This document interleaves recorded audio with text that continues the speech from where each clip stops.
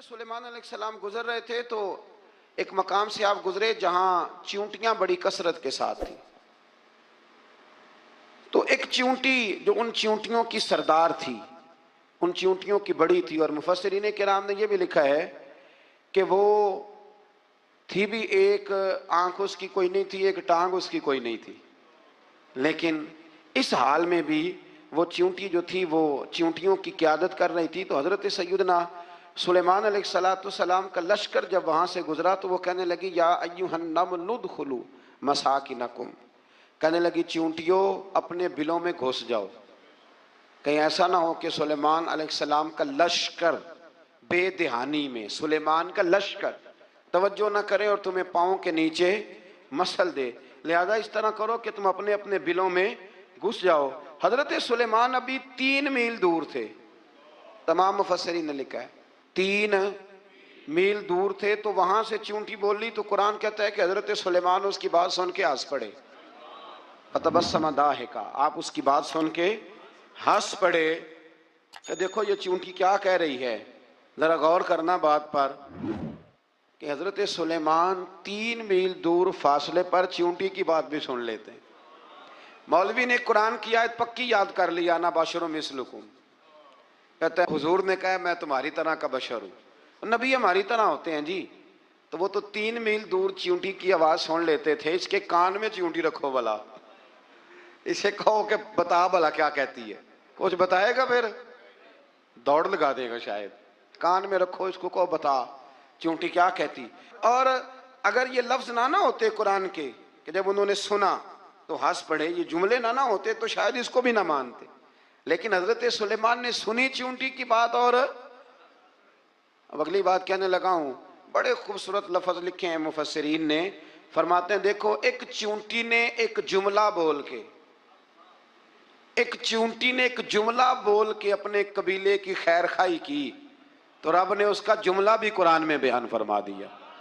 तो जो सारी जिंदगी लोगों को जुमले बोल बोल के कहे रब रसूल की तरफ आ जाओ, तो अल्लाह क़यामत में उसकी बात को कायम नहीं फरमाएगा।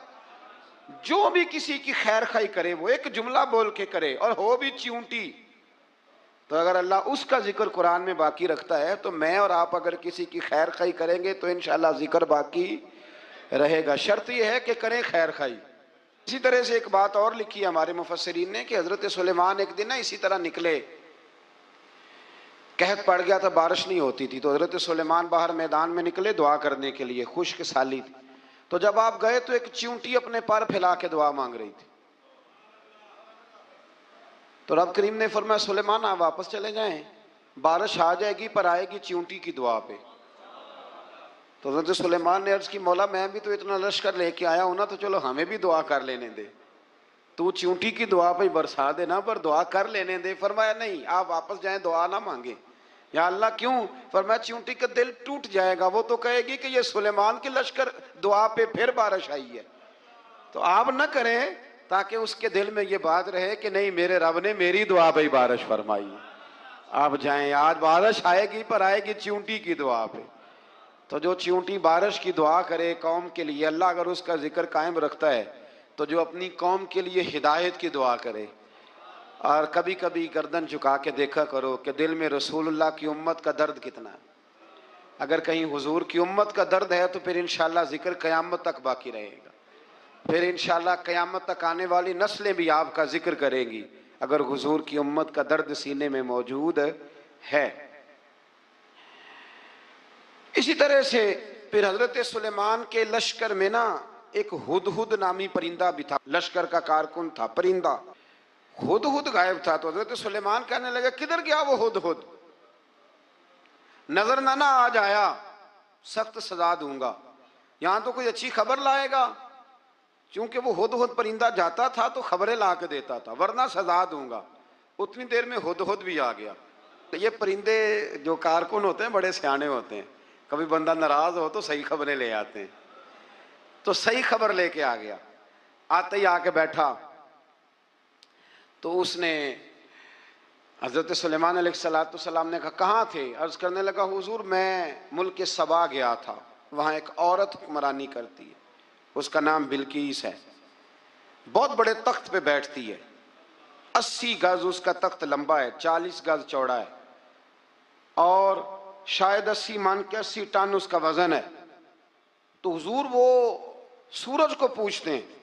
तो हज़रत सुलेमान ने फौरन खत लिखा, फरमाया जाके उसे मेरा खत दे दो कि यहाँ तो कलमा पढ़ के हमारी फरमा बरदार बन जाए, वरना तैयार हो जाए। जो अल्लाह के गैर को पूछते हैं हम उनके खिलाफ जंग करेंगे। वो जब लेके गए ना खत, ये हुदूद गया तो वो मीटिंग कर रही थी, उसके वजीर मशीर सारे बैठे थे। इसने जाके खत फेंक दिया मलका बिल्कीस की झोली में। उसने खत पढ़ा तो डर गई, वजीरों को बुलाया। हजरत सुलेमान, कुरान कहता है हजरत सुलेमान ने कहा था खत फेंक के ना तो साइड पे होके सुनना वो क्या कहते हैं। बंदों के लिए मना है, परिंदों के लिए जायज है। बंदों के लिए मना है साइड पे होके सुनना। हाँ, जिसकी जासूसी की ड्यूटी हो, कुफर की जासूसी की, उस बंदे के लिए भी जायज है। तो यहाँ एक तो वो परिंदे थे, दूसरा कुफर की जासूसी कर रहे थे।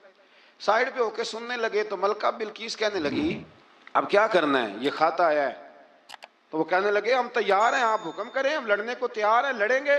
वो कहने लगी नहीं, तेजी ना दिखाओ। कुरान मजीद कहता है कि वो कहने लगी जब लड़ाइयाँ होती हैं तो शहर तबाह होते हैं, मुल्क खंडर बन जाते हैं, लड़ाई मसले का हल नहीं है। उन्होंने कहा कि मैं नबी हूं, तो एक दफा आजमा लेते हैं कि नबी हैं कि नहीं। माज़अल्लाह, आजमा लेते हूँ। कहा कैसे? कहने लगी तोहफे तो आए भेजते हैं, अगर माल पर दिल ललचा गया तो फिर नबी नहीं बादशाह है, और अगर माल पर दिल ललचाया ना तो फिर अल्लाह के कामिल बंदे। ये फर्क उसने उस वक़्त बयान किया। उसने 500 कनीज़ें, 500 गुलाम, बड़े शानदार लिबास पहना के, 500 घोड़ा बड़ा तगड़ा, उसके ऊपर माल व असबाब रख के तैयारी करा के हजरत सुलेमान की तरफ भेजा। हुद पहले से खबर लेके आ गया, हुजूर उसने ये प्रोग्राम बनाया है। वो जब आया सारा कुछ तो हजरत सुलेमान देख के जलाल में आ गए, फरमाने लगे उसे जाके कह दो तू मुझे क्या तोहफे भेजेगी, मेरे रब ने मुझे माला माल फरमाया हुआ है, उन्हें माला माल किया मेरे मालिक ने। जा उसे जाके कह तू क्या तोहफे देगी। जब रब देता है तो फिर कोई कमी ना ना, वो नहीं छोड़ता। बंदे क्या दे सकते हैं, बंदे तो बेचारे 10 दे के तो 10 दिन उनकी आंखें नहीं खुलती। फरमाया मुझे अल्लाह ने जो दिया है क्या बात है उसके देने की। तो फरमाया उसे कहो या फरमाबरदार होके आ जाए या जंग के लिए तैयार हो जाए, हम उसे उसके शहर से जलील करके निकाल देंगे। उसने जाके जब पैगाम दिया तो और उन लोगों ने भी आके बताया कि वहां तो हम अजीब मंजर देख के आए हैं कि जानवर भी हाथ बांधे खड़े हैं, वहां तो जिन्नात, सरकश जिन्नात खड़े हैं। वो बादशाह नहीं, वो नबी हैं। वो जो 500 गुलाम और 500 कनीज़ें गई थी, हवाल सुनाया आके। तो मलका बिल्कीस ने फिर खत लिखा कि मैं फरमा बरदार होके आ रही हूँ। माना क्या है, मैं कलमा पढ़ने के लिए आ रही हूँ। तो हजरत सुलेमान ने कहा भाई अब इस तरह करो, जरा फर्श बिछाओ। उन्होंने फर्श बिछाया इस तरह का कि ऊपर फर्श था, नीचे मछलियां तैर रही थी, लग रहा था दरिया है। ड्यूटी लगा दी, जिन्नात ने बिछा दिया। उधर हजरत सैयदना सुलेमान फरमाने लगे अब चूंकि मान के आ रही है तो उसे अपनी नबुव्वत की अलामतें भी दिखानी है। उसने तख्त बड़ा शानदार बनवाया था, और खवातीन में जो आदतें खवातीन वाली होती हैं वो जाती नहीं। वो 7 कमरों में ना पीछे अपना तख्त रख के तो 7 दरवाजे बंद करके आई। उस जमाने में एक रिवाज था, वो जुलेखा ने भी 7 दरवाजे मुकफ्फल के एक रिवाज था। एक कमरा, फिर कमरे के पीछे कमरा, फिर उसके पीछे कमरा, फिर उसके पीछे कमरा, और उसको बड़े मोटे ताले लगाए जाते थे। और फलसफा ये था कि एक ताला तोड़ेगा कोई तो जब तक सिपाही आ जाएंगे, और अगर उसके तोड़ने तक ना आए तो दूसरे के तोड़ने तक आ जाएंगे, और उसके तोड़ने तक ना आए तो 7वें तक तो आ ही जाएंगे। ये उन लोगों का नफसियाती मामला था, सोच थी। 7 कमरों में मुकफ्फल करके ना वो निकली। तो हजरत सुलेमान अलैहिस्सलाम कहने लगे भाई मुझे उसका तख्त चाहिए उसके आने से पहले। उसके आने से इस वाक़े की क्या जरूरत थी कुरान पाक में, ये क्या हाजत थी, ये तख्त वाली सारी बात कुरान ने क्यों बयान की। पूछें आप अपने दिल से भी और इनकार करने वाले मुनकरीन से भी, इसकी क्या ज़रूरत थी। वो जो कहते हैं जी वली की करामत की क्या ज़रूरत है, सीधी सीधी नमाज पढ़ो, रोज़ा रखो, हज करो, ज़कात दो, तो पूछो इनसे एक सूरत नमल के अंदर इस सारी तफसील की क्या ज़रूरत थी। ख़त्म हो गई जब वो कलमा जो पढ़ रही है, तो फिर इस सारे वाक़े को रब क्यों बयान फरमाता है। हज़रत सैयदना सुलेमान फरमाने लगे तख्त चाहिए, और चाहिए उसके आने से पहले काला इफरीतुम मिनल जिन, जिन्नों में से एक बहुत बड़ा जिन बोला, कहने लगा हुजूर आपका ये तख्त बर्खास्त होने से पहले ले आऊंगा। ये जो आप मीटिंग कर रहे हैं ना, या आप फैसले खत्म, कुछ ने लिखा सुबह से शाम तक मीटिंग होती है और उसको आने में पता नहीं कितने दिन लगेंगे, तो मैं ये बर्खास्त होने से पहले। और कुछ ने कह दिया आप शर्त क्यों लगाते हैं कि सुबह से शाम तक होती। उस जिन ने कहा दिया आप 10 मिनट में फारग हो जाएं, आप फारग होंगे तो तख्त आ जाएगा।